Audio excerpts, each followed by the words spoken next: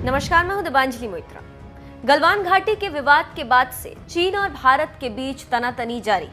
अब तो आगे से ना सही, लेकिन दोनों देश एक दूसरे को घेरने और हराने के लिए जी जान से लगे हुए हैं। इसी बीच मौके की तलाश में बैठे चीन ने भारत को उकसाने के लिए कैलाश मानसरोवर की एक झील के किनारे जमीन से हवा में मार करने वाली मिसाइलों को तैनात कर दिया। इपोक टाइम्स की माने तो मिसाइल की तैनाती चीन की ओर से जारी आक्रामक उकसावे का हिस्सा है, जिससे दोनों देशों के बीच सीमा विवाद और जटिल हो सकता है। London based think tank bridge India में जियोपॉलिटिकल विशेषज्ञ की माने तो उनकी नजर में ये भारत के खिलाफ चीन की उकसावे की कार्रवाई का हिस्सा है, जो एलएसी पर लद्दाख से पूर्वी और मध्य सेक्टर में दिख रहा है। तिब्बत में जमीन से हवा में मार करने वाली मिसाइल की तैनाती से हैरानी नहीं होनी चाहिए। ये शुद्ध रूप से अधिनायकवादी अस्थिरता और भारत को उकसाने के लिए, जिसने चीनी खतरे और आक्रामकता के सामने पीछे हटने से इनकार कर दिया।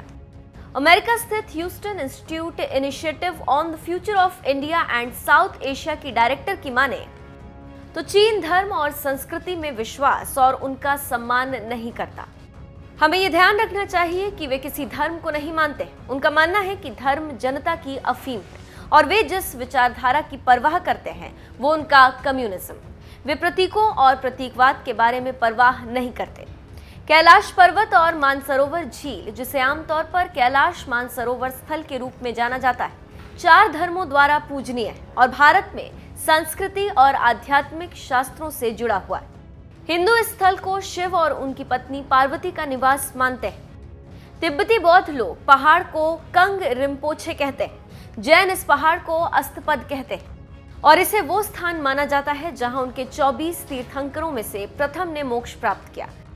तिब्बत का बौद्ध पूर्व धर्म बोन्स के अनुयायी इस पर्वत को आकाश की देवी सिपाईमेन का निवास स्थान बताया जाता है।